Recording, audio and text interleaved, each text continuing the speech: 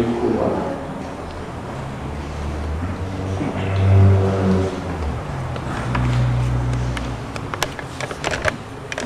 கடைசி நேரத்தில் கூப்பிட்டு இருந்தாலும் இவ்வளோ பேர் வந்து இன்றைக்கி இந்த மீட்டிங்கை வந்து சேர்ந்ததுக்கு நன்றி கூறிக்கொண்டு, குரூஸ் திவாரன் பிரதர் வந்து எங்களுக்கு ஒரு 15-17 வருஷத்துக்கு முதல்ல சந்தித்து கணக்க மீட்டிங்கள் எல்லாம் நாங்கள் கலந்து கொண்டிருக்கிறோம். நல்ல வல்லமையானவர், நிறைய ஊழியர்கள் செய்து கொண்டிருக்கிறார், உலகம் முழுதும் போய் கொண்டிருக்கிறார்.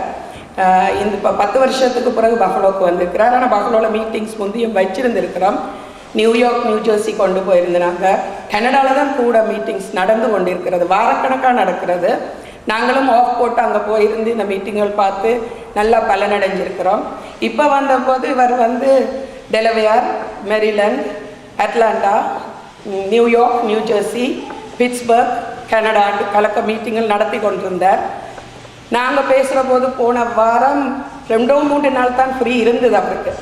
அப்போ கேட்டுக்கொண்டோம், ஐயோ எங்களுக்கும் சபையில் வந்து ஒரு கலந்து கொள்ள வேணுமென்று ஆசையாக இருக்கண்டு உடனே ஏற்றுக்கொண்டு நேற்று நைட் வந்து சேர்ந்தார். இப்போ பெரிய ஊழியமாக அவர் வந்து பெங்களூர்லேயே 20 சபைகள் நடத்தி கொண்டிருக்கிறார். 20 போதகர் அவருக்கு கீழே. கூடவும் இப்போ நாங்கள் விரும்பி பாடுற ஜெபத்தோட்ட ஜெய கீதங்கள் பாடுற பெர்க்ஸ்மனோட ஊழியம் செய்து கொண்டிருக்கிறார். இன்றைக்கும் ஒரு கசட் கொண்டு வந்திருக்கிறாருன்னு நினைக்கிறேன்.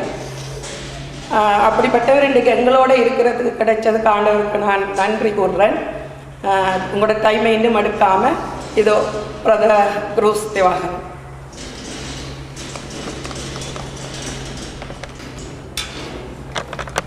அல்லேலூயா. ஒரு கைகளை தட்டி எல்லாரும் கர்த்தருக்கு நன்றி சொல்றோம்.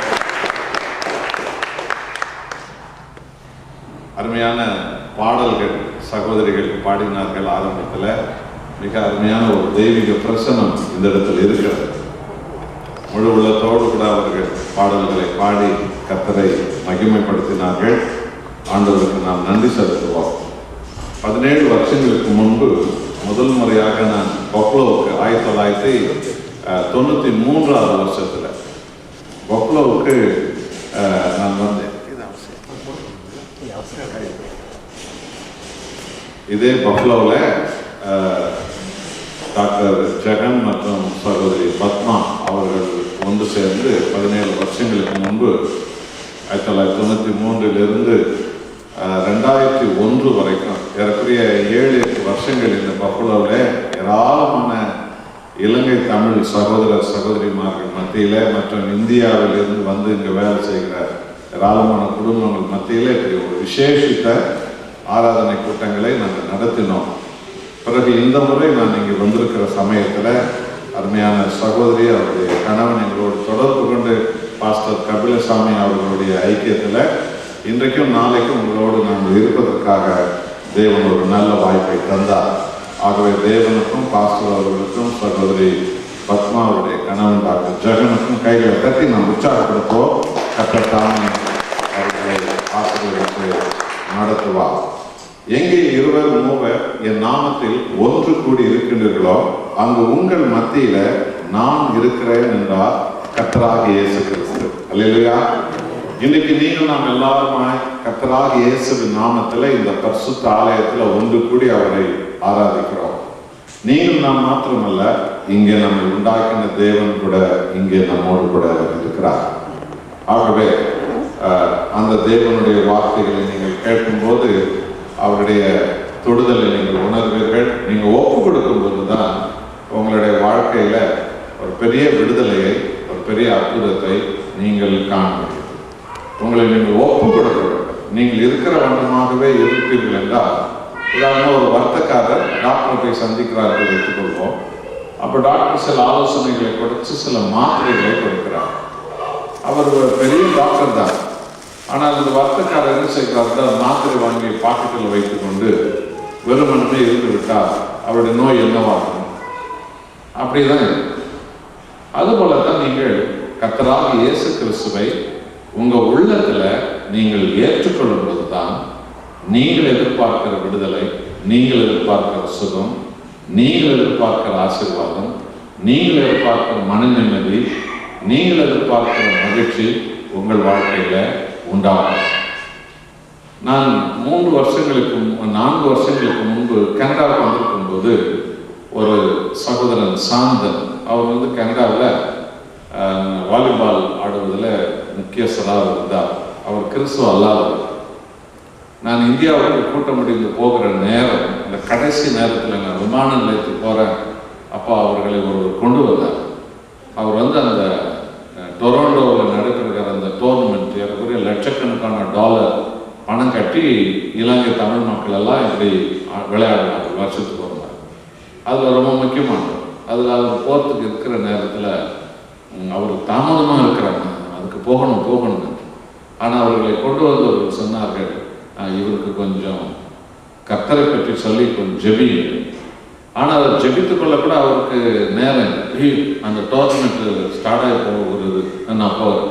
நான் சொன்னேன், தாராளமாக நீங்கள் போகலாம், உங்களோட நான் நீண்ட நேரம் கதைக்கு நான் தயார் என்றால், உங்களுக்கு எப்போ அந்த தாக்கம் உருவாக போகிறது அப்பொழுது உங்களிடத்தில் நான் கதைப்பேன்.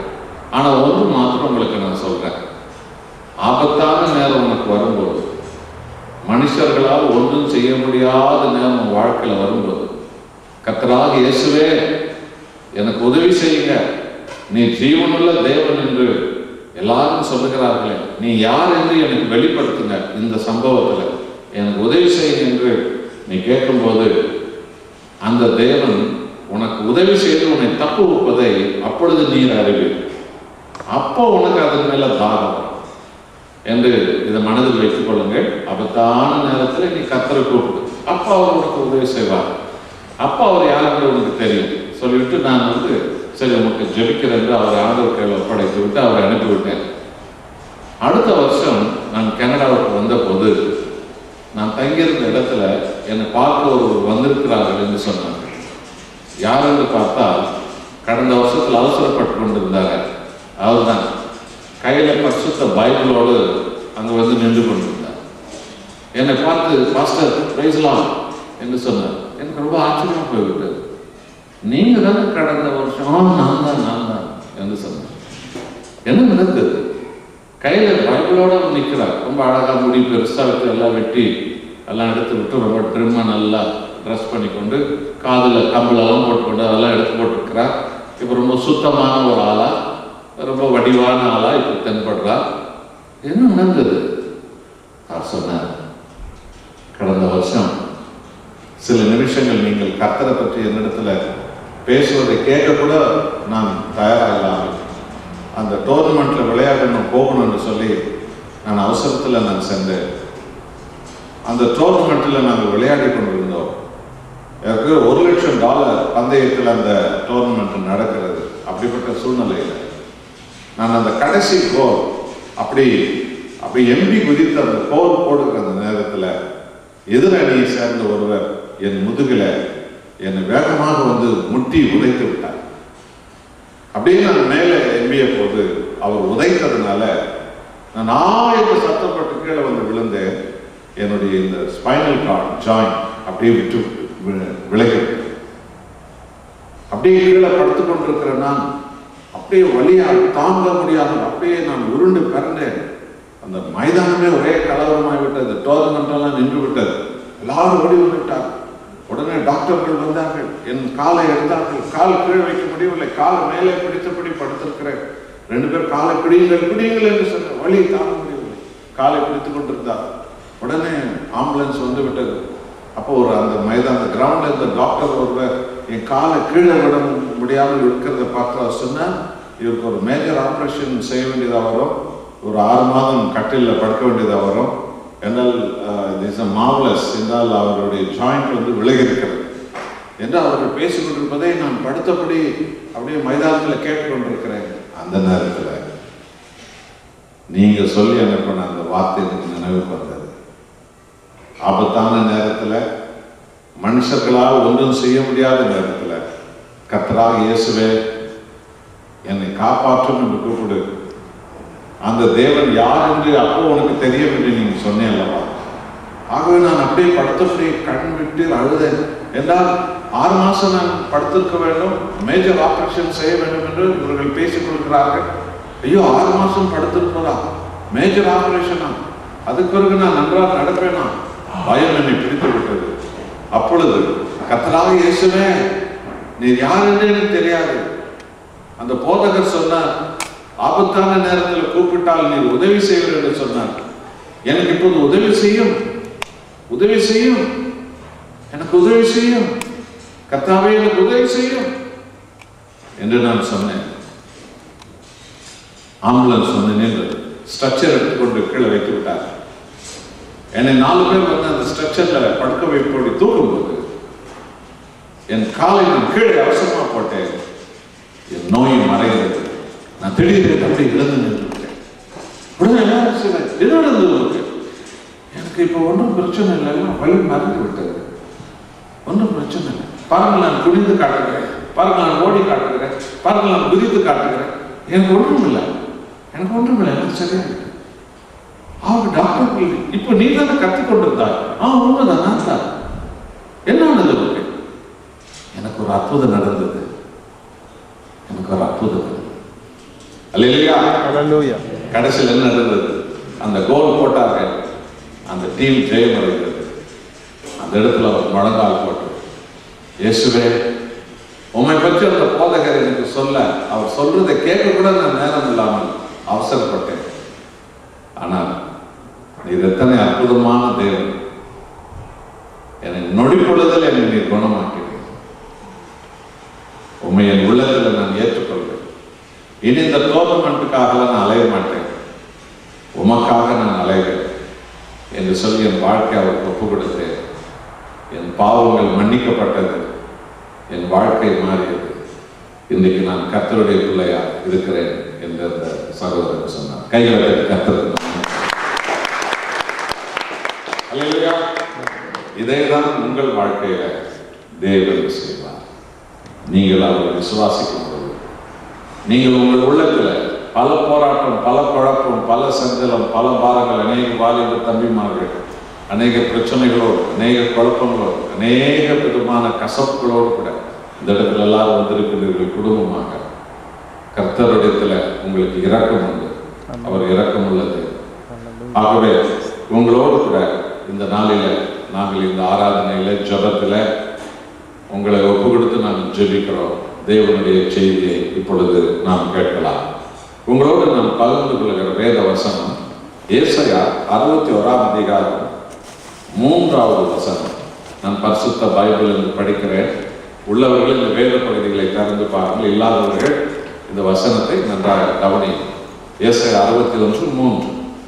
சீயோனிலே துயரப்பட்டவர்களை சீர்படுத்தவும், அவர்களுக்கு சாம்பலுக்கு பதிலாக சிங்காரத்தையும், துயரத்துக்கு பதிலாக ஆனந்த தைலத்தையும், ஒடுங்கின் ஆவிக்கு பதிலாக துதியின் உடையும் கொடுக்கவும் அவர் என்னை அனுப்பினார். அவர்கள் கர்த்தர் தம்முடைய மகிமைக்கென்று நாட்டின நீதியின் விருட்சங்கள் எனப்படுவார்கள். சாம்பலுக்கு பதிலாக சிங்காரம், துயரத்துக்கு பதிலாக ஆனந்த தைலம், ஒடுங்கியின் ஆவிக்கு பதிலாக, பயத்துக்கு பதிலாக, திகிலுக்கு பதிலாக, சாவுக்கு பதிலாக வாழ்வு, அதை கொடுக்கவே பரலோக தெய்வம் கர்த்தராகிய இயேசு கிறிஸ்து என்ற பெயரில் இந்த உலகத்திற்கு வந்தார். ஆகவே இங்கே பாடல் பாடப்பட்டது, ஆராதனை செய்யப்பட்டது, ஜபங்கள் ஏறெடுக்கப்பட்டதெல்லாம் எதுக்காக தெரியுமா? உங்கள் வாழ்க்கையிலே சாம்பல் மாற வேண்டும், சிங்காரம் வர வேண்டும், துயரம் மறைய வேண்டும், ஆனந்த தைலம் வர வேண்டும், ஒடுங்கின் ஆவி விலக வேண்டும்.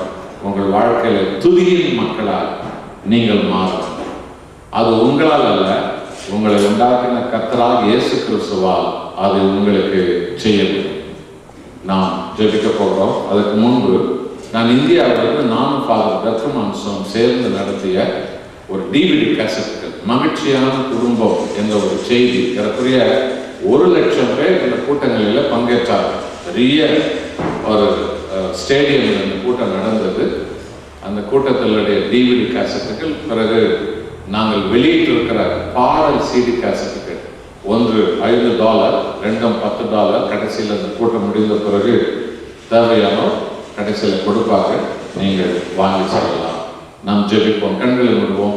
எல்லாரும் சொல்லுங்க, இயேசுவே, சாம்பலுக்கு பதிலாக எனக்கு சிங்காரம் கொடுங்க, துயரத்துக்கு பதிலாக எனக்கு ஆனந்த தைலம் கொடுங்க. ஒடுங்கின் ஆவிக்கு பதிலாக எனக்கு துதியின் உடைய கொடுங்க. நீர் எத்தனை பெரிய தேவன் என்பதை எனக்கு வெளிப்படுத்துங்க. கண்ணீரோடு இருக்கிறேன், குடும்பத்தை இழந்து இருக்கிறேன், வாசல் திறக்க முடியாத நிலையில் இருக்கிறேன், வேதனையோடு இருக்கிறேன், நோயோடு இருக்கிறேன், துக்கத்தோடு இருக்கிறேன். எனக்கு நீ தேவை. சாம்பல் மறையணும், சிங்காரம் வரணும்.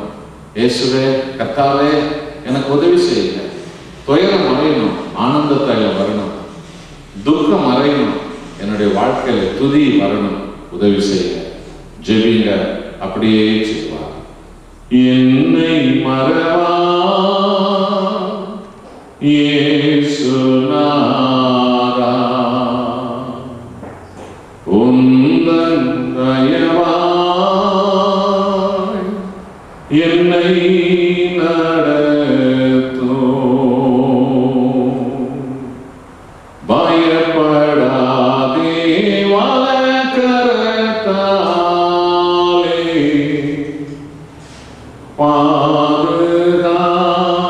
பாதுகாப்பேன் என்றாலே ஸ்தோத்திரம். என்னை மறவா இயேசுநாதா, உந்தன் தயவாய்